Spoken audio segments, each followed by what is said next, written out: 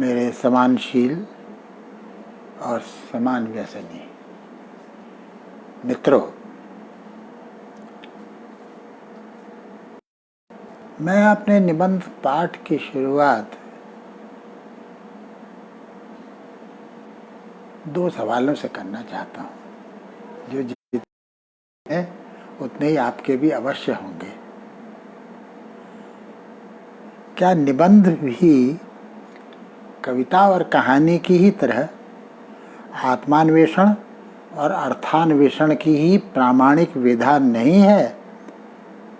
महज यही तथ्य कि निबंध की विधा में आत्म का महत्व अन्य विधाओं की अपेक्षा कहीं अधिक होता है, यही क्या तल पर स्थापित नहीं कर देता? ये 2 सवाल हैं जो कि निबंध में रुचि रखने वाले किसी भी लेखक या पाठक के मन में उपज सकते हैं। वैसे भी पूछा जा सकता है कि निबंध की जो सबसे उसका रचनात्मक स्वभाव ही है, जो पर्सनल एसे जिसे कहा गया, जिसका महारथी था मोंटेन। उस पर्सनल एसे आत्मनिबंध को ललित निबंध का नाम दिया जाना क्या उचित है, न्याय संगत है पूरी तरह से? मित्रों, किसी भी प्रजा की साहित्यिक आत्माभिव्यक्ति की जरूरत केवल उसकी जातीय प्रतिभा या संस्कार से ही पूरी नहीं हो जाती। मनुष्य केवल अपना संस्कार ही नहीं जीता, अपनी संवेदना भी जीता है, और उसकी यह संवेदना संस्कार मुक्त होने का प्रयत्न भी कर सकती है और अपने संस्कार का पुनः संस्कार करने का भी। यह प्रक्रिया संस्कार के साथ, परंपरा के साथ संघर्ष की भी हो सकती है, और दूसरी तरफ उसके साथ एक समन्वय, समायोजन की भी। मुझे लगता है कि इस तथ्य को हिंदी कहानी और कविता में चाहे जितनी स्वीकृति मिली हो, स्वाभाविक, निबंध के क्षेत्र में उसे पूरी तरह चरितार्थ होना अभी भी शेष है। निबंध के प्रति मेरे खिंचाव का एक कारण यह भी रहा होगा, ऐसा मुझे अभी अभी सूझा है। मुझे लगता है इस तथ्य को हिंदी कहानी और कविता में चाहे जितनी मान्यता मिली हो, स्वाभाविक स्वीकार मिला हो, निबंध क्षेत्र में उसे सचमुच गहरे में चरितार्थ होना शायद अभी भी बाकी है। निबंध के प्रति मेरे खिंचाव का एक कारण यह भी रहा होगा, ऐसा मुझे महसूस होता है।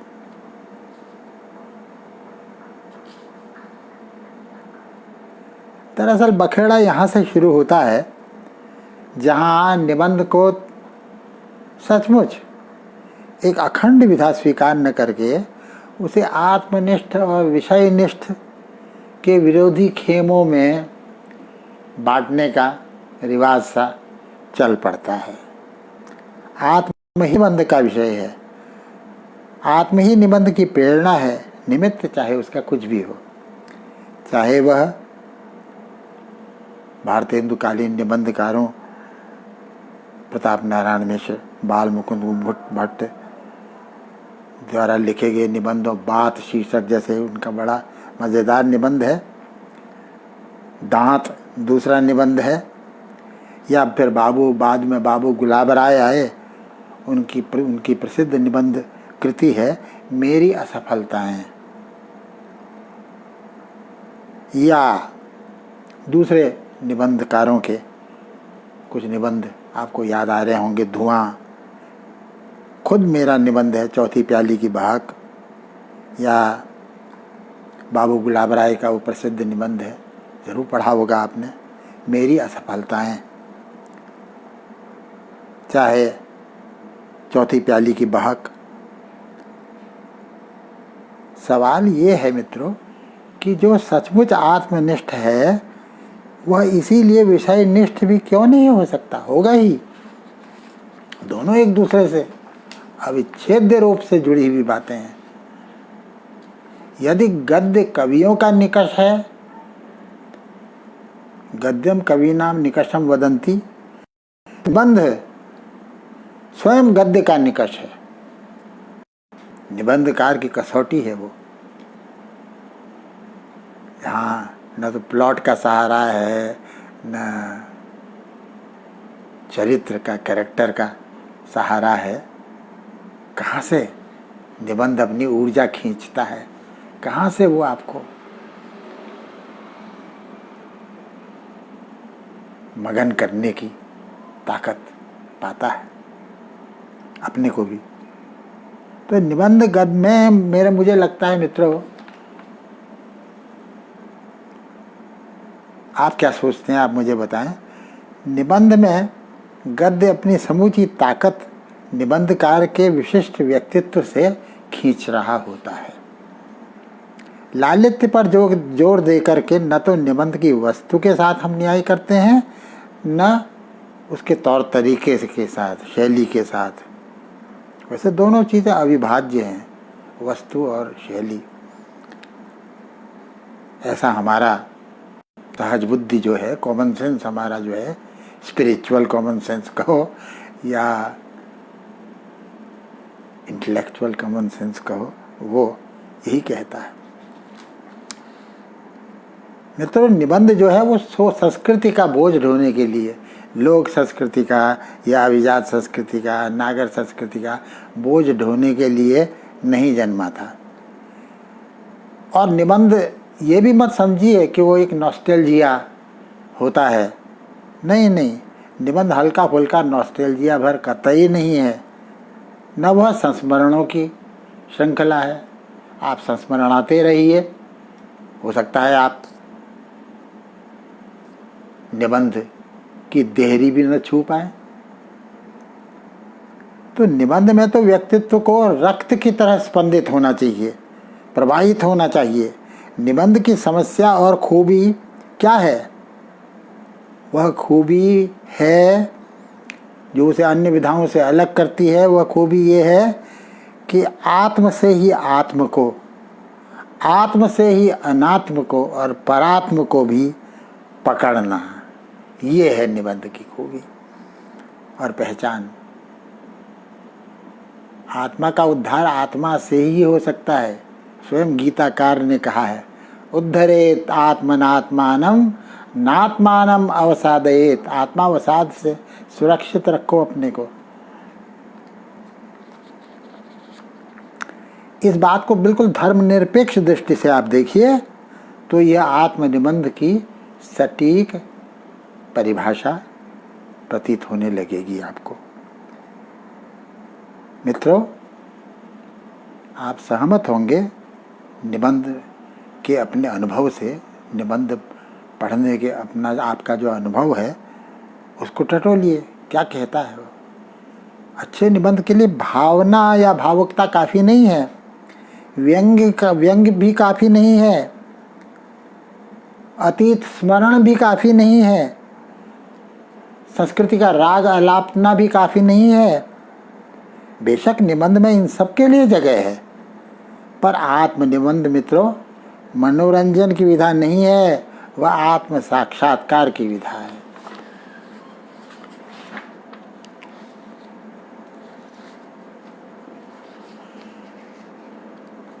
अब मैं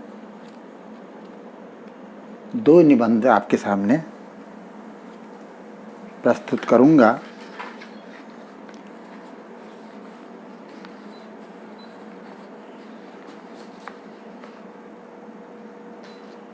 पहला निबंध है जिसका मैंने उन्वान दिया है कागभूषुंडी की कृपा से।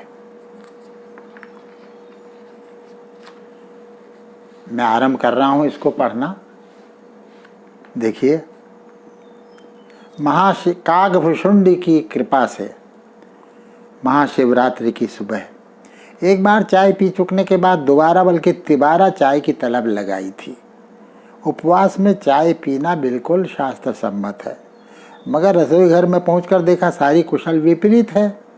चूल्हे के कलपुर्जे ज़मीन पर बिखरे पड़े हैं और श्रीमती जी बड़े मनोयोग से उन्हें उन कलपुर्जों को गर्म पानी से नहला रही हैं। मैं चिड़चिड़ाने को हुआ, मगर तभी खटका हुआ कि तुम यहाँ काम में लगाए जा सकते हो। सो इस खटके के साथ ही उल्टी बात पर वापस चला आया। अब चाय की बजाय धूप और पीपल से झरते आसमान की चुस्कियाँ ले रहा हूँ। किस कदर नीला आसमान! पीपल उतना हरा नहीं, पर उतना हरा तो है ही जितना कि इस अधेड़ उम्र में हो सकना चाहिए। मैं ही कौन युवा हूँ। और वहाँ बेलग्रेड के उस होटल में त्रिशिशिरा में उस स्लाव गौरैया ने मुझसे क्या कहा था? कहा था कि कुछ लोग इतने अच्छे और इतने अभागे होते हैं कि जवानी भर बुढ़ापा ढोते हैं और बुढ़ापा आते आते जवान होने लगते हैं। तुम भी उनमें से उन्हीं में हो। कितना झूठ बोलता है तुम्हारा चेहरा। मेरा चेहरा यानी मैं। कहते हैं अपना चेहरा सभी को अच्छा लगता है, पर मेरा ख्याल दूसरा है। मेरा ख्याल क्या होता है? ख्याल या तो छोटा होता है या बड़ा, पर यहाँ बड़ा ख्याल सुनने की फुर्सत किसको है? सुनने की न सही, सुनाने की तो है। अभी तो मेरे सिर पर यह इतना नीला आसमान और इतना हरा पीपल है, और पीपल की डालों पर फुदकते हुए कौवे हैं जो मुझे बहुत ही अच्छे लग रहे हैं।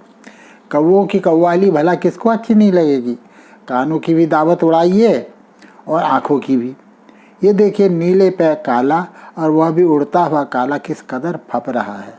ऐसे में अब अगर मुझे बरबसी काले कौवा का त्यौहार बचपन के दिनों का बेसाख्ता याद आ रहा है, तो मैं उसे याद आने से भला कैसे रोक सकता हूँ?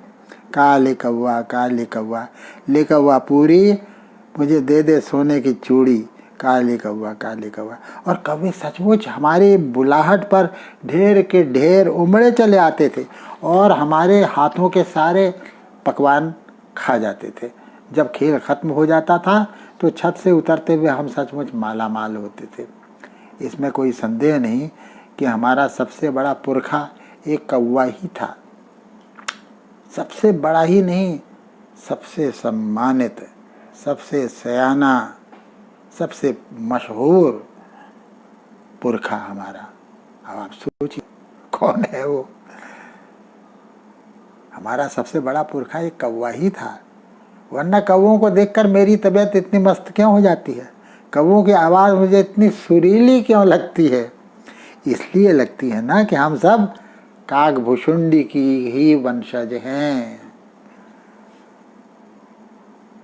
जब से पढ़ना लिखना सीखा होगा तब से यह नाम हम सुन रहे हैं। हमारी रग रग में भिदा हुआ है ये।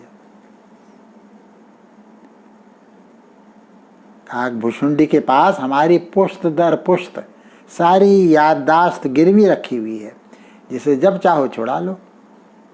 18 पुराण और सारे महाकाव्य गवाह हैं कि और तो और नारद और शंकर तक को उन्हीं की शरण में जाना पड़ता है। प्रागैतिहासिक घटनाएं तक उन्हें यूं याद रहती हैं जैसे अभी कल की बातें हैं। अब आप ही मुझे बताइए, इतनी दूर से जब सुर को खींच करके लाओगे तो आवाज़ सुरीली कैसे रहेगी? जिस सुरीलेपन को आप सुरीलापन कहते हैं, समझते हैं। इतनी सारी घटनाओं का, इतनी सारी शताब्दियों और सहस्राब्दियों का जो निरंतर गवाह रहा है, साक्षी रहा है, उस काकभुशुंडी का साक्ष्य आपके दुर्बल कानों को अगर थोड़ा कर्कश लगने लगे तो इसमें अचरज की क्या बात है? अचरज की बात तो सिर्फ यही है कि आग के सामने बैठे हुए और गला फाड़ फाड़ कर हमें पुकारते हुए हमारे पुरखे, ये पुरखे अभी हमें दिखना बंद हो जाए। राम राम। मेरी माँ अगर ये सुन ले सब तो क्या कहेगी कि आज महाशिवरात्रि के दिन सुबह सुबह इसको काला कौवा ही सूझ रहा है। बेचारी कितनी खुश है कि मैंने उसके साथ उपवास रखा है आज के दिन महाशिवरात्रि का। बहुत बचपन में मैं ऐसा किया करता था ना, इसलिए। मगर काले कौवा मनाना भी तो मुझे माँ तूने ही सिखाया था। महाशिवरात्रि का व्रत रखना भी तूने ही सिखाया था। इसका मतलब ये हुआ कि स्वामी दयानंद को भी उनकी माँ ने ही सिखाया होगा। उसी की बदौलत तो उन्होंने पूरे सनातन धर्म को उपवास करा डाला। मैं पूछना चाहता था उनसे कि स्वामी जी, इसके बाद भी आर्य समाज क्यों नहीं उतना फला? न्यूटन के मुताबिक तो क्रिया और प्रतिक्रिया बराबर हुआ करती है। वह आदि थी और लहर। महाशिवरात्रि का भला हो। महाशिव की मूर्त पर चूहे कूद रहे हैं और बालक दयानंद चकित है कि महाशिव को कोई परवाह नहीं। क्या फायदा ऐसी मूर्त और उसकी पूजा से? बस मूर्ति पूजा के विरुद्ध और क्या चाहिए था तर्क। तो महाशिव की मूर्त पर चूहे कूद रहे हैं और बालक दयानंद चकित है कि महाशिव को कोई परवाह नहीं। नादान आदमी मूर्त के बगैर नहीं रह सकता। रह तो यूं दानिशमंद भी कह सकता है, पर वो अपने को बहला ज़रूर लेता है कि उसका ख्याल, उसका आइडिया ही असली है, बाकी इमेज वगैरह सब नकली है। यानी दरअसल वह ख्याल पूजक होता है, जो शायद मूर्ति पूजक होने से ज़्यादा अच्छी बात लगती है। बहरहाल स्वामी जी न्यूटन से किसी कदर कम न थे। न्यूटन के सिर पर एक सेब गिरा और स्वामी जी के इष्टदेव के सिर पर एक चूहा। बात एक ही थी। खेल कुल मिलाकर गुरुत्व के आकर्षण का ही था, मगर स्वामी जी को एक दूसरी चिंता ने आ घेरा। मित्रों, आप जानते ही होंगे कि न्यूटन के आसपास एक पास्कल नाम का बड़ा जबरदस्त चिंतक, विचारक, निबंधकार हो गुजरा है, जो कहता था कि अपना ये जो ब्रह्मांड है, इसकी परिधि तो कहीं नहीं है, पर केंद्र हर जगह है। स्वामी जी से पहले हम लोग भी यही मानकर चल रहे थे और अपने कुछ हजार सालों के अनुभव के बल पर ऐसे 33 करोड़ देवताओं की बात सुनते हैं ना हम, तो 33 करोड़ केंद्रों का पता भी लगा चुके थे। अब स्वामी जी आए और कहने लगे, भैया ये भीड़ भड़क्का नहीं चलेगा, तुम्हारा भला इसी में है कि तुम वेद को एकमात्र किताब मान लो।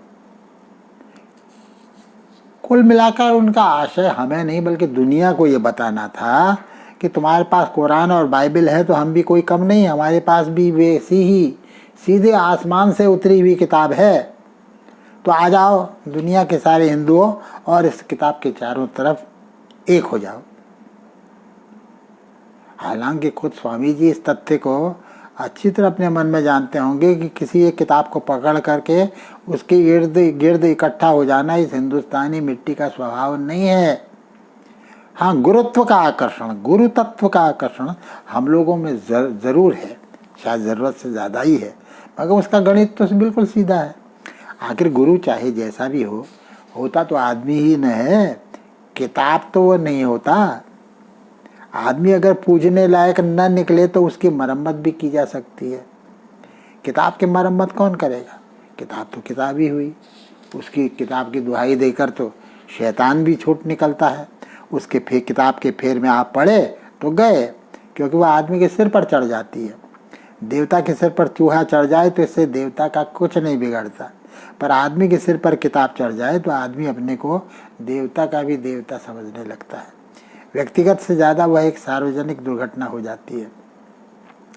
पहले किसी ज़माने में वह एक व्यक्तिगत दुर्घटना होती थी और इसीलिए उस पर डॉन फिक्जोड जैसा महान क्लासिकल उपन्यासों का पुरखा उपन्यास लिखा जा सकता था। यानी हंसी से उस दुर्घटना का इलाज किया जा सकता था, जो डॉन फिक्जोड के लेखक ने, सर्वांतीस ने किया। आज वह हंसी की बात नहीं रह गई है, क्योंकि जो भी इस किताबी उन्माद का शिकार बनता है उसकी स्वाभाविक हंसी पर ही सबसे पहले हंसिया पड़ जाता है। हाँ, तो जोसेफ पार्किंसन ने उस दिन मुझसे पूछा, तुम क्या हो? मैंने कहा, मैं आदमी हूँ। क्यों? बोला, इसमें कोई शक नहीं, पर किस धर्म में जीना और मरना चाहोगे? जोसेफ के मेरी किताबी कीड़े को छेड़ दिया। मुझे याद आया कि प्रसिद्ध निबंधकार एडिसन जब मर रहा था, उसने एक पादरी को बुलाकर मुस्कुराते हुए कहा, look how a Christian dies. मैंने जोसेफ से कहा, look how a Hindu lives. वह अविश्वास से मुझे घूरता रहा। मैंने फिर कहा, स्वधर्मे निधनम श्रेयः। वह चिढ़ गया, बोला गीता मैंने भी पढ़ी है, तुम मुझे चलाने की कोशिश मत करो। मैं धर्म तत्व की बात कर रहा हूँ और तुम स्वधर्म बघार रहे हो। मेरा सीधा सवाल जो तुमसे था वो ये था कि तुम किस देवता को मानते हो? मरते समय किसका नाम लोगे? विष्णु का कि शिव का, राम का कि कृष्ण का, दुर्गा का कि सरस्वती का? पाठ किसका करवाओगे? मानस का कि श्रीमद् भागवत का, महिम्न स्तोत्र का कि योग वाशिष्ठ का, दुर्गा सप्तशती का या कि विष्णु सहस्त्र नाम का? मैंने कहा भाई मुझे कोई आपत्ति नहीं, कुछ भी चलेगा। इस पर वह बिफर गया। मैंने कहा यार जोसेफ, तुम कैसे स्कॉलर आदमी हो? तुमने हिंदू थियोलॉजी पर इतना बड़ा 900 पेज का 900 पृष्ठों का पोथा लिख के धर दिया है, मगर मुझे तो ये लगता है कि तुम सचमुच तुम एक माह के लिए किसी हिंदू के घर रह आते तो तुम्हें कहीं ज़्यादा अच्छी तरह से हिंदुइज्म आ जाता। अरे मैं तुम्हें कैसे समझाऊं कि मेरे लिए धर्म एक त्योहार है? क्या यह मेरा कसूर है कि मेरे माता पिता ने मुझे रामकृष्ण, शिव पार्वती, गणेश, ब्रह्मा, विष्णु, महेश सभी की पूजा, सभी का उपवास करवाया और सभी के पकवान भी खिलाए? हाँ, अगर इनमें से किसी की पूजा में मुझे औरों से कम प्रसाद मिलता तो इससे मेरी श्रद्धा में कुछ घटबड़ की गुंजाइश भी होती, मगर क्या बताऊँ, ऐसा कुछ हुआ नहीं। हमारे लिए सारे त्योहार एक से एक आनंददायी थे। ऐसी उत्तेजना, ऐसा आनंद हमेशा सदाबहार। जब जिस देवता की बारी आती थी वही मेरे चित्त पर कब्जा जमा लेते थे और साल का कोई महीना, कोई हफ्ता नहीं गुजरा जब घर में किसी न किसी देवता का आतिथ्य सत्कार न हुआ हो। अब तुम ही बताओ, ऐसे में मैं किस एक को पकड़ के बैठ जाऊं? कैसे बैठ जाऊं? और तो और मैंने ऐसे ऐसे देवताओं को का भी उत्सव मनाया है जिनका जिक्र तुम्हारी हिंदू थियोलॉजी के 719 पृष्ठों में भी नहीं मिलता। अब इसमें मेरा क्या कसूर है, तुम ही बताओ। अगर मेरे माँ बाप ने मुझे होश संभालने के दिन से ही देवताओं के एक भरे पूरे प्रजातंत्र का चस्का डाल दिया, इसमें मेरा क्या कसूर है? जोसेफ मुस्कुराते लगा। मैंने भी बिना हतप्रभ हुए अपना बयान जारी रखा। तुम तो रोमन कैथोलिक हो प्यारे जोसेफ, तुम मेरी उत्सव धर्मिता से क्यों विदा रहे हो? मेरा धर्म एक महाकाव्य है। मेरा धर्म एक विशाल उपन्यास है जिसमें इंद्र, वरुण, वायु, ब्रह्मा, विष्णु, महेश, राम, कृष्ण, सीता, पार्वती, लक्ष्मी, दुर्गा, सरस्वती, आज न जाने कितने सारे सदाबहार चरित्र हैं। और उपन्यासकार भी ऐसा जबरदस्त है कि हमें बारी बारी से हर चरित्र का मुरीद बना देता है। उसके संसार में राम की ट्रेजेडी, कृष्ण की कॉमेडी, महादेव की ट्रेजेडी कॉमेडी, गणेश जी का प्रहसन, दुर्गा पार्वती की कविता और जाने किस किस के लिए अपार गुंजाइश है। मैं कैसे तुमसे कह दूं जोसेफ कि मैं 100% वैष्णव या 100% शैव या 100% शाक्त? प्यारे जोसेफ, मेरी मुसीबत तो देखो। मैं तो पक्के तौर पर तुम्हें ये भी नहीं बता सकता कि मैं सचमुच हिंदू ही हूँ और बौद्ध या जैन बिल्कुल भी नहीं हूँ। कैसे कह दूं मैं? झूठ होगा वो। तुम्हारे हिसाब से जरूर ये घपला होगा, पर हम लोग हजारों साल से इसी घपले में जीते आ रहे हैं और इसी को सही जीवन दर्शन समझते हैं। हमें यही राज भी आता है। हमें लगता ही नहीं ये घपला है कहीं, तो हम क्या करें? तुम्हारी सफाई के हम कायल हैं, हो सकते हैं। हमारी मुश्किल ही यही है कि हम हर अच्छी चीज़ के कायल हो जाते हैं, मगर हम अच्छी तरह जानते हैं कि उतनी सफाई में हमारा दम घुटने लगेगा। हमें पूरे जीवन का जैसा विराट ऐश्वर्य चाहिए अपने देव जगत में भी, अपने धर्म में भी, बिल्कुल संसार का पूरा आनंद उल्लास हमें वहाँ भी चाहिए। बस बस, जोसेफ ने मुझे टोका। तुम लोग बोलते बहुत हो, अनुपात और मात्रा की तो ऐसी तैसी कर देते हो। क्या तुम्हारा महाकाव्य, क्या तुम्हारा इतिहास पुराण, क्या तुम्हारी काव्य कला, सब जगह तुम्हारा यही हाल है। जहाँ एक बार चालू हुए कि बस फूटते ही चले जाते हो पटाखों की लड़ी की तरह। मैंने क्या पूछा था और तुम क्या बकहे चले जा रहे हो। मेरा सवाल दूसरा था, तुम मेरे सवाल का सामना करने से कतरा रहे हो। साफ साफ जवाब दो, क्या तुम मृत्यु से भी नहीं डरते।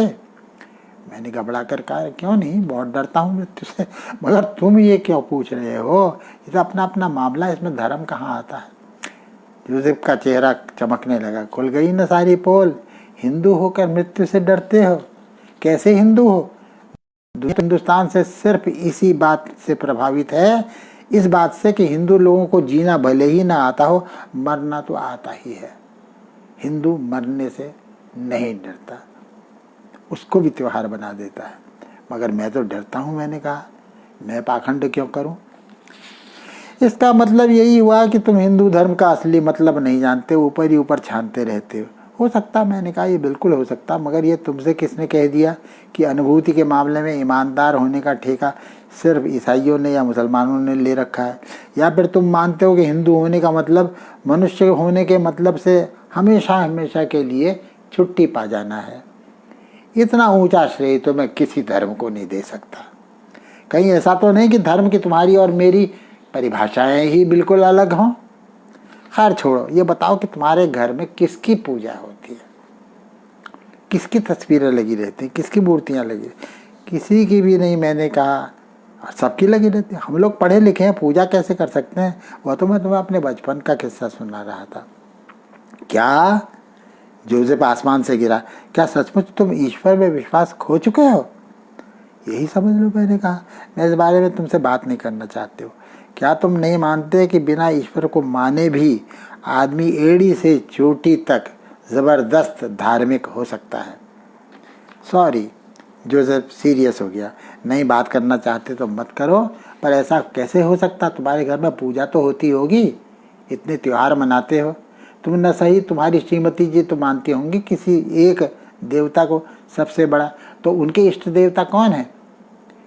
मैंने नकार में सिर हिलाया और कहा, यार जोसेफ, तुम तो मेरे पीछे ही पड़ गए हो। श्रीमती जी सिर्फ श्रीमती जी होने के कारण पूजा करने लगेंगी, ये तुमने कैसे समझ लिया। आखिर हम दोनों पढ़े लिखे हैं, हम ऐसा कोई काम कैसे कर सकते हैं जिससे हमें या हमारे दोस्तों को बौद्धिक ग्लानि हो।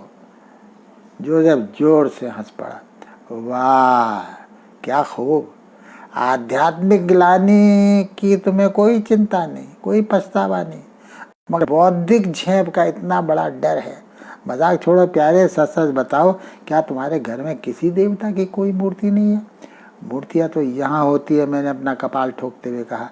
घर में वे हों न हो क्या फर्क पड़ता, बिना मूर्ति के तो कोई भावना हो ही नहीं सकती। भावना तो भावना, मैं तो विचार तक बिना इमेज के, बिना मूर्ति के नहीं कर सकता। जोसेफ के होठों पर फिर वही हरी मिर्ची वाली मुस्कुराहट खेलने लगी। विचार और मूर्ति, क्या कहने हैं तुम्हारे। तुम सोच विचार का काम भी परिहास से ही चलाते हो। पर मैं परिहास के नहीं, परमार्थ की बात कर रहा था भाई। दुहाई है इस पीपल की, इस आसमान की और इन कौवों की। अगर जैसी मेरे मन की हालत थी वैसे में यह पीपल, यह आसमान और ये कौवे भी मेरी मदद को नहीं आते तो मैं अभी तक अपनी चाय के लिए यहीं कुड़ता बैठा रहता। कौन कहता है कि यह आसमान तक अमूर्त है। जोसेफ से मैं बहुत सारी बातें पूछना चाहता था। उसकी मेरी दोस्ती की उम्र ही क्या है, सिर्फ 3 दिन। वह यहाँ एक समारोह में आया था, संयोगवश ही मुझसे टकरा गया था। ज़्यादातर अच्छी बातें संयोगवश ही हुआ करती हैं। वह अब तक पाताल पहुँच गया होगा, यानी अमेरिका। वह भी अपने ढंग का एक पहुँचा हुआ आदमी है।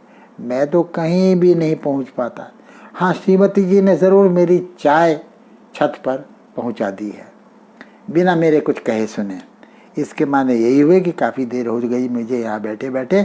जितनी देर में मैंने यह चंचू प्रहार किया आपके सामने, उतनी देर में उन्होंने पूरा चूल्हा निर्मल कर डाला, रसोई घर भी, खुद भी नहा धो ली और मेरे लिए चाय भी बना डाली।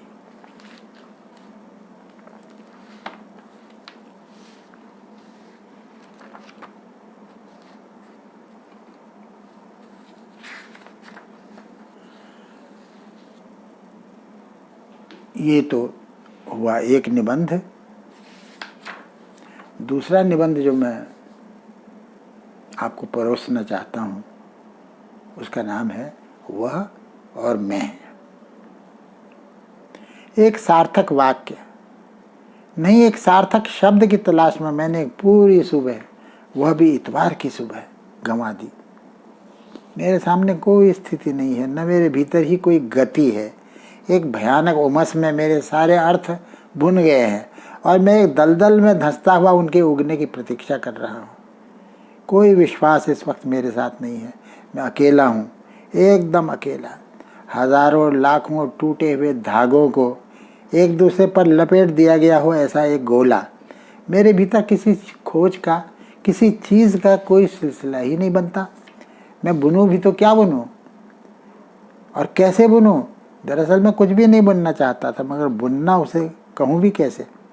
सुबह से जब से मैं यहाँ आकर बैठा हूँ, एक रोएदार बीज फिसल रहा है लगातार। इस बीच उसने हजारों बार अपनी जगह बदली है। हवा के जरा से स्पर्श से ही वह रोया, वह बीज कांप उठता है, सिहरने लगता है, सरकने लगता है। सहसा वह धरती से ऊपर, काफी ऊपर उड़ जाता है, उड़ने लगता है, फिर एकाएक तुरंत नीचे आ रहता है, निश्चल। नहीं नहीं, निश्चल तो भला वह कैसे हो सकता है? फिर एकाएक जाने क्या चीज है जो उसके रोयों को लगातार चंचल रखती है।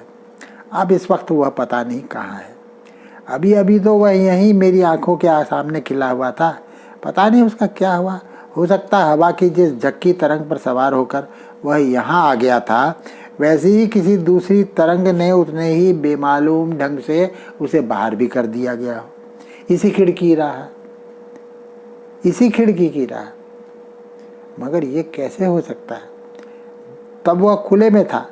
जिस खिड़की से वह आया वह भी खुले की ही खिड़की थी, हवा की ही खिड़की थी, जबकि उसे बाहर निकाल सकने वाली खिड़की, वही खिड़की अब 4 दीवारों वाले मेरे कमरे की एक खिड़की है और सिर्फ उसी एक खिड़की से आ सकती है। अतः हवा की दिशा के विपरीत उस रोएदार बीज का ठीक उसी खिड़की से बाहर भी निकल सकना असंभव है। तो फिर वह कहाँ है? यदि मैं उसे खोज निकालने में ही जुट जाऊं तो हो सकता है वह यहीं किसी बक्स के पीछे या किसी सामान के ढेर के पीछे मिल जाए। जाहिर है वह ऐसी जगह पहुंच गया है जहां हवा का भी कोई असर नहीं होता। यह भी संभव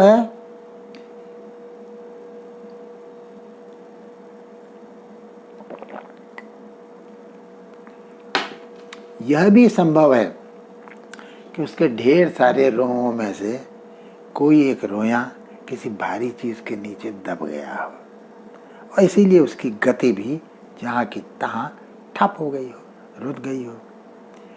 उसके बारे में मेरी जिज्ञासा, मेरी उत्सुकता इससे ज़्यादा बड़ी नहीं है। उसे खोज निकालने का उत्साह भी मेरे मन में नहीं जगता। इतनी सारी चीज़ों के बीच वह पता नहीं कहाँ बिला गया। मैं चाहूँ तो क्या उसे सचमुच निकाल के ला सकता हूँ, अक्षत, अनाहत, जैसा कि वह उस वक्त था, पूरी सुबह इतनी मस्ती से, इतनी जिंदा दिली से भरा हुआ। हो सकता है उसके रोए भी इस बीच आपसे आप झर चुके हों। उसका आयुष्य, उसकी हरकत हो ही कुल इतनी। सच उसका रूप कितना भला था, कितना लाघव था उसमें, कितनी चंचलता, कितनी स्फूर्ति और कितना कितना सुकुमार सौष्ठव। वह किसी भी गतिमान जीव से अधिक जीवंत लगता था। मुझे वह तितली से कहीं ज़्यादा, बहुत ज़्यादा आकर्षक लगा था। वह मधुमक्खी की तरह मंडराता था। उसमें एक प्रिसीजन इंस्ट्रूमेंट की सी पैनी दक्षता थी। फर्श से ऊपर उठते हुए एक बार उसने मुझे एरोड्रोम से उठते वायुयान का बोध कराया था। उसमें खिलौनों की सी मोहकता और अभी अभी जागे हुए शिशु की सी निर्दोष सलोनी स्निग्धता थी। फर्श पर रेंगती हुई चींटियां, हवा में उड़ती हुई मक्खियां और वहीं पास में बैठा हुआ मैं खुद उसकी इस विचित्र ताजगी भरी जीवंतता के सामने बासी, फूहड़ और निर्जीव लग रहे थे। वह क्षितिज पर कसमसाते बाल सूर्य के समान तेजस्वी था। एक बार वह खरगोश किसी कुलाचा बढ़ता हुआ मेरे पास आया और मुझे छू सकते हो क्या कि अंदाज में किलकता हुआ उसी मस्ती के साथ, उसी प्रसन्न लाघव के साथ फिर परे भाग गया।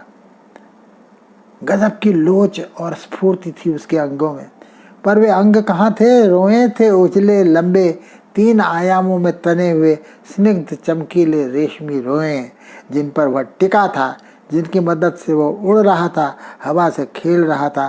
वो सचमुच एक चलता फिरता उड़ता सूरज था। क्या वह सचमुच अस्त हो गया? क्या वह कल सुबह यहाँ फिर उगेगा मेरे कमरे में? शुद्ध संयोग था उसका आना। कल भी हो सकता है, पर कल क्या वह वही होगा? उसी का बिरादर, उसी का सगा जुड़वा सहोदर तक शायद हो सकता है, पर ठीक वही तो नहीं होगा। सारी गतियाँ, स्थितियाँ, सारी हरकतें वही होंगी, बिल्कुल वही, किंतु माध्यम उनका बिल्कुल दूसरा होगा। एक नई इकाई होगी वह। पर वह गया कहाँ? इसे उसका दुर्भाग्य ही कहना होगा कि वो बजाय मिट्टी में मिलने के, आखिर किसी चीज़ का बीज था वो, सेमल का बीज रहा हो, और भी कई होते हैं ऐसे। इसे उसका दुर्भाग्य ही कहना होगा कि वो बजाय मिट्टी में मिलने के यहाँ मेरे कमरे में दफन होने को आया। कल सुबह कारिन का झाड़ू उसे भी कचरे के साथ बुहार कर बाहर कर दिया, ताकि वह यहीं पड़ा रह जाए, अनदेखा, अनछुआ, यूं ही उलझ कर किसी कपड़े की तह में। उसे उगने के लिए उड़ाया गया था। वह सारी स्वतंत्रता, वह सारी लोच, वह सारी स्फूर्ति उसे दी ही इसीलिए गई थी कि वह कहीं जाकर फंसे और जकड़े, मिट्टी में मिले और अपने पितर का वंश बढ़ाए। क्या वह अपने अस्तित्व के इस उद्देश्य को, इस प्रयोजन को पहचानता था? मगर वह तो सिर्फ एक बीज था, वह भी जंगम का नहीं, स्थावर का बीज, और तिस पर भी एक न्याय सर्वहारा किस्म के स्थावर का, चेतना विहीन। उसे अपनी नियत का पूर्वाभास हो ही कैसे सकता है? तिल के दाने से भी सूक्ष्म था वह, अपदार्थ, न कुछ सा होगा। इससे क्या फर्क पड़ता है? मुझे उसके प्रयोजन से, बीजत्व से क्या लेना देना? जितनी देर वह मुझे उलझाए रहा, किस तरह वह मुझे बांधे रहा, क्या उसके वंश या जाति का जरा सा भी विचार मेरे मन में आया? मेरे लिए तो वह एक जीता जागता उज्जवल रूपाकार था। मेरे लिए उसका सारा सम्मोहन रूपाकार का सम्मोहन था। वह रूपाकार ही मेरे लिए सार था, अगर सार की बात करनी ही हो तो। वरना सार वार होता क्या है? सोचने चलो तो सब कुछ निस्सार है, किसी फलसफे के मुताबिक नहीं। आपके अपने जिंदा अनुभव के आधार पर हर चीज क्षणभंगुर है, मिथ्या है। हर अर्थ अनर्थ से घिरा हुआ है, हर सत्य असत्य से, हर सौंदर्य माया मरीचिका से। मगर जरा ठहरिए, मैं कह तो गया कि हर सत्य असत्य हो सकता है, पर क्या यह बात आप अपना खंडन नहीं है? बताइए। सत्य तो सत्य ही है। सत्य माने जो है, दैट विच इज बीइंग। जितनी देर वह है उतनी देर तो वह सत्य ही है, और उसका होना ही उसका सत्य है, उसका सार है। होने से अलग सत्य क्या होता है? कुछ नहीं। वह जितनी देर था मेरे सामने, मेरे लिए सत्य था। उसका वह होना, वह सत्य ही उसका सौंदर्य था। सौंदर्य की तरह तरह की परिभाषाएं उमड़ी चली आ रही हैं मेरी याददाश्त में इस वक्त। अजीब गरीब परिभाषाएं जो पता नहीं क्या कहती हैं। जैसे यही उज्ज्वल वरदान चेतना का सौंदर्य जिसे सब कहते हैं, ये अच्छी खासी परिभाषा होती मेरे चरित्र नायक को देखते हुए, यदि यह चेतना निगोड़ी इसमें न अटपकती। यह नन्हा सूर्य बीज निश्चय ही एक उज्ज्वल वरदान था, पर उसे चेतना का वरदान कैसे कहें? वो तो उल्टे अचेतना का वरदान था। यों भी यह चेतना का वरदान क्या होता है? क्या चेतना स्वयं वरदान है? किन्हीं किन्हीं क्षणों में तो वह अभिशाप ही लगती है चेतना। क्या चेतन है और क्या अचेतन, इसका निर्णय भी कौन करेगा? हर विचार एक पूर्वग्रह है।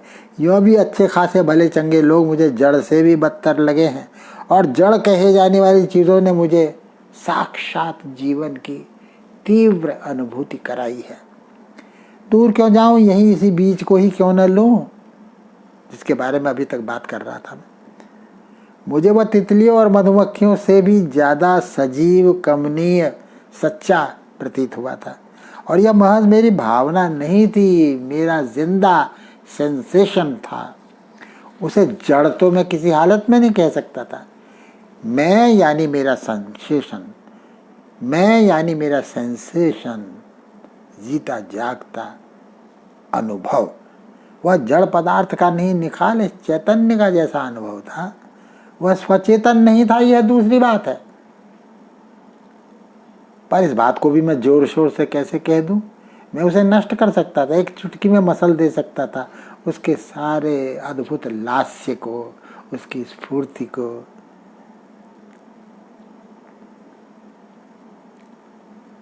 वह निरीह था, मुझसे अपनी रक्षा करने में असमर्थ था। क्या मात्र इतने से संयोग के कारण मैं ये मान लूं कि वह चेतन नहीं था, स्वचेतन भी नहीं था? उसके होने में ही, उसके रूप में ही कुछ ऐसा था जो उसके अस्तित्व में हस्तक्षेप करने की मेरी इच्छा को दूर से ही दुत्कार देता था। उसे मानो केवल आंखों से ही छुआ जा सकता था, हाथ से छूते ही वह अपना जादू समेट लेगा, ऐसी चेतावनी उसके अंतरतम से, उसके रोम रोम से, ठीक उसके उजले रोमों की तरह फूटती थी। मानो कह रही हो, मुझे देख और अनुभव कर, दीठ से नहीं, अपने मन के उन्मेष से मुझे जानो और मेरे ही हो लो। असंख्य असंख्य ऐसे बीज यहाँ वहाँ न जाने कहाँ कहाँ उड़ रहे होंगे। उनमें से कितने बचेंगे और उगेंगे? सृष्टि में अपव्यय ही अपव्यय है, फिजूल खर्ची ही फिजूल खर्ची है। पर होगा उसका भी कोई औचित्य होगा गहरा। इस मैडनेस में भी कोई मेथड होगी। यह अपव्यय भी सृजन की पूर्व प्रतिज्ञा होगी, अनिवार्य। प्रकृति सिर्फ संभावनाएं बिखराती है, शुद्ध संयोग और संभावनाएं। उसे इस बिखराव से कोई परहेज नहीं है।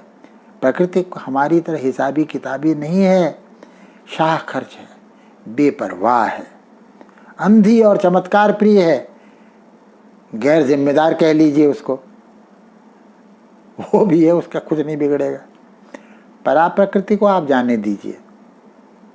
हमारे यहाँ दो प्रकार की प्रकृति स्वयं भगवान ने गिनाई है, परा प्रकृति और अपरा प्रकृति। जीव भूताम महाबाहो येदम धार्यते जगत अपरेयमितस्त्वन्याम प्रकृति विद्धि में पराम जीव भूताम महाबाहो येदम धार्यते जगत। ये परा प्रकृति भाई अपने तो पल्ले नहीं पड़ती, मगर इस अपरा प्रकृति की कारगुजारियां तो देखिए, जिसमें चमत्कार ही चमत्कार है, दोहराव भी है, यांत्रिकता भी है, अपव्यय भी है। जो पागल कवियों का सुंदर अपव्यय भी नहीं, निरी फिजूल खर्ची फालतू भीड़ है। क्या इस अराजिक और बेतुकी सृष्टि को सृजन का नाम दिया जा सकता है? मैं भी कौन हूँ आखिर? इस यांत्रिक दोहराव की, इस बेसुरे एकरस प्रलाप की ही एक कड़ी तो हूँ। मैं नहीं भी हो सकता था, एक्सीडेंट है मेरा होना, उससे कोई फर्क नहीं पड़ता। हो ही गया तो मेरा होना इस अंधी प्रकृति की जगड़बंदी से बाहर भी कहाँ है। मेरा पूरा जीवन उसके अटल अनुशासन की शर्तों पर चल रहा है। मैं जो कुछ करता हूँ वो वास्तव में मैं नहीं, वह प्रकृति ही करती है, जिसे मेरी मुक्ति चेष्टा या सृजन आकांक्षा से कुछ भी लेना देना नहीं है। गीताकार ने ठीक ही तो कहा है, प्रकृते क्रियमाणानि गुणैः कर्माणि सर्वशः अहंकार विमूढ़ात्मा कर्ता हम इति मन्यते। मुझ में मेरे सारे पुरखों का, प्रागैतिहासिक और ऐतिहासिक पुरखों का अंधकार भरा हुआ है। वे ही मुझ में चल फिर रहे हैं, वे ही मुझ में सोच रहे हैं, वे ही मुझ में दुखी सुखी हो रहे हैं, वे ही मुझ में आहार निद्रा मैथुन सब कर रहे हैं। मेरा भय उनका भय है। फिर मैं क्या हूँ? क्या हूँ मैं अपने आप में? धर्मो ही तेषाम अधिको विशेषः, मुझे बताया जा रहा है मनुष्य की विशेषता और चराचर जीव अजीव लोगों से क्या है? धर्म। ये उनको डिस्टिंग्विश करती है, अलग करती है अन्य प्राणियों से। क्या मैं अपना धर्म हूँ? क्या मैं अपनी शिक्षा हूँ? मुझसे ज़्यादा, बहुत ज़्यादा शिक्षित पढ़े लिखे लोग मेरे आसपास मंडरा रहे हैं। मुझे उनसे ईर्ष्या क्यों नहीं होती? मैं वे क्यों नहीं हो जाना चाहता? मैं इस द्वंद्व में बंधकर संतुष्ट क्यों नहीं हूँ?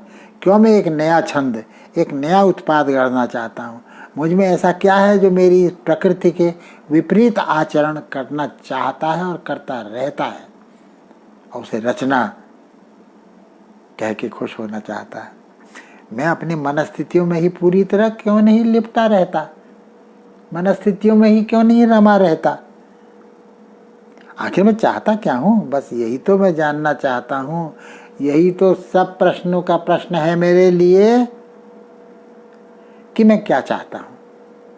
यह प्रकृति बहुत दुख देती है मुझे, बहुत नहीं तो थोड़ा बहुत सुख भी देती ही है। 99% में इसके समानांतर ही चलता हूँ, 1% शायद तिर्यक भी चलता हूँ, मगर सार्थकता मुझे तो न तो उस समानांतरता में दिखाई देती है, न उस तिर्यकता में। मैं अपने होने को शायद एक तीसरी ही तरह से अनुभव करना चाहता हूँ। कोई अर्थ नहीं, कोई अनुभव पाना चाहता हूँ जो कभी झूठा न हो, कभी आती न पड़े। मुझे मेरा अस्तित्व, सामान्य अस्तित्व एक झूठ की तरह लगता है। क्यों लगता है? कभी कभी मुझे लगता है कि जानवर की जिजीविषा रूपाकारों से जुड़ी है, उसका अनुभव रूपाकारों का अनुभव है, इसलिए वह समूचा है, भाग्यशाली है, सत्य है, इसलिए कि अर्थ की धोखाधड़ी से भरी है। पर मेरा संवेदन उतना निपट कैसे हो सकता है? शायद मैं भी अर्थ नहीं रूपाकार ही खोज रहा हूँ, या फिर सच ये है कि मेरा अनुभव इस रूपानुभूति की मांग का ही जबरदस्त खंडन है। यानी मेरा अनुभव रूपहीन, रूपद्रोही, रूप संहारक अनुभव है, या कि मुझे अनुभव होता ही नहीं। नहीं तो ऐसा क्यों है कि मैं लिखना चाहता हूँ और लिख नहीं पाता, जैसे मुझे कुछ आता ही नहीं, जैसे मेरा सब कुछ झूठा है, अप्रमाणित है।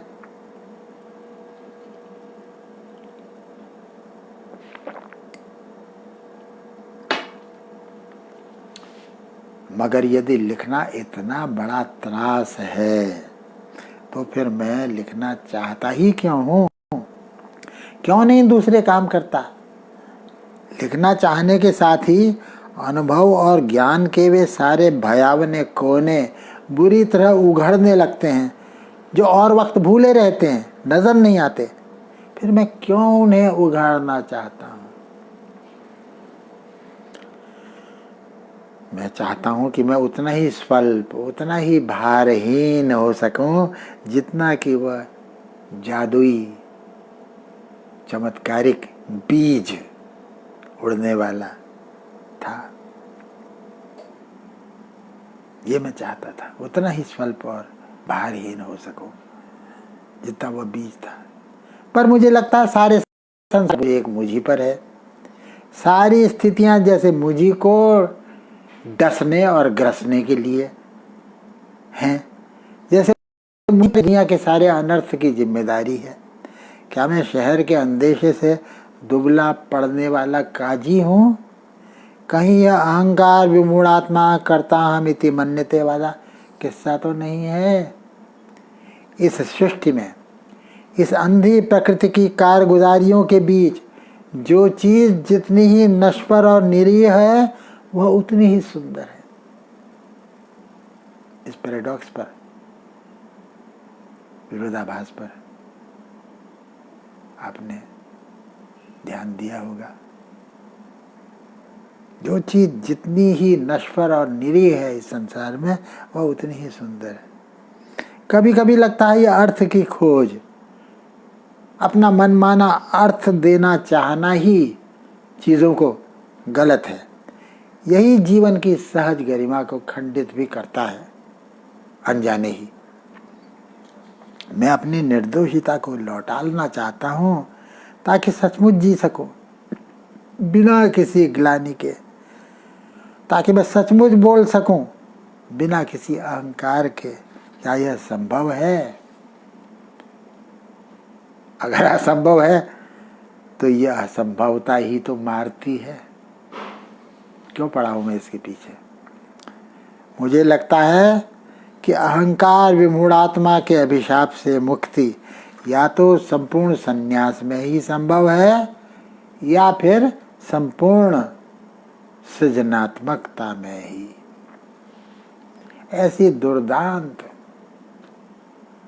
अक्षय सृजनात्मकता में, जो कि परा प्रकृति की तरह जीव भूता हो और जगत को धारण करने वाली हो।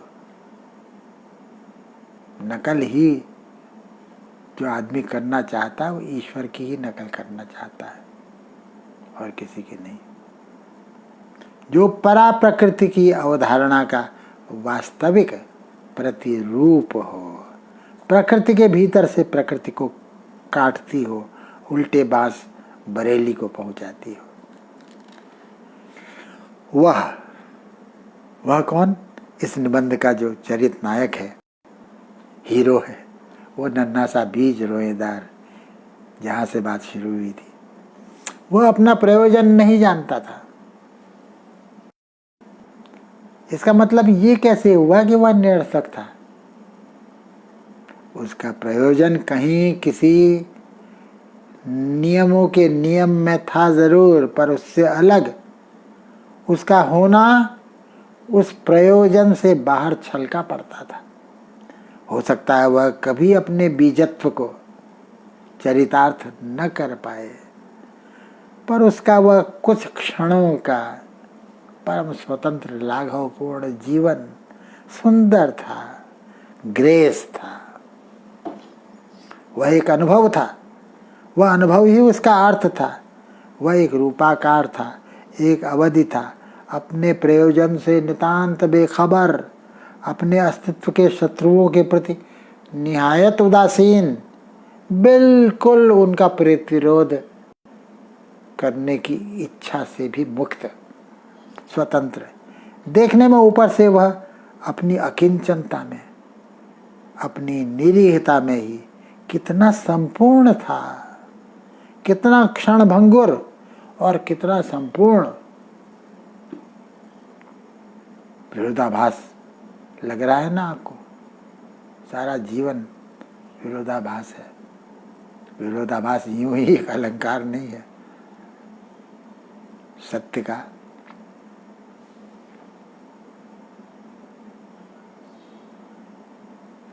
सबसे जबरदस्त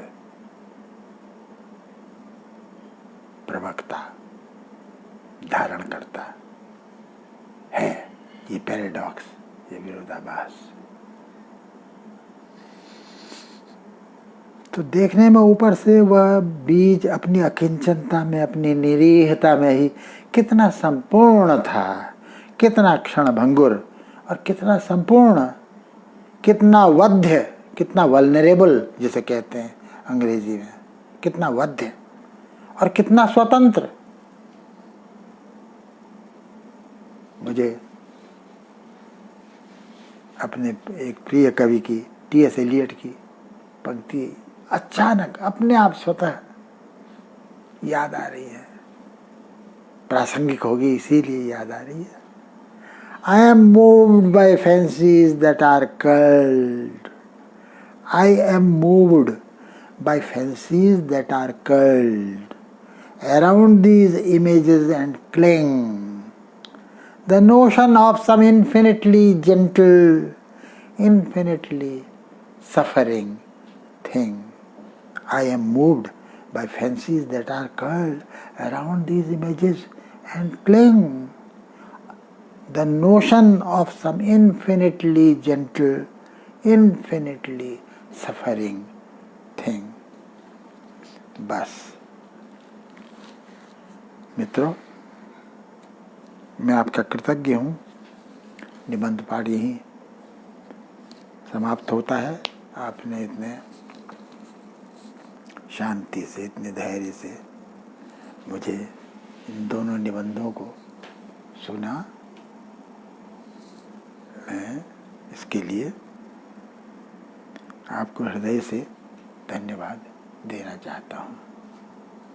हमारे जो अरुण जी हैं वो कह रहे थे कि 3 सुनाइए।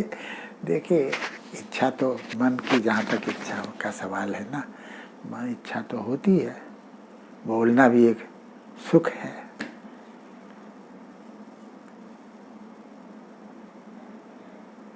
लेकिन ऊर्जा भी तो कोई चीज़ होती है, उसकी सीमा। ज़्यादा बोलने से गला भी दुखने लगता है, परेशानी होती है। तो यही बस करता हूँ। बहुत बहुत धन्यवाद।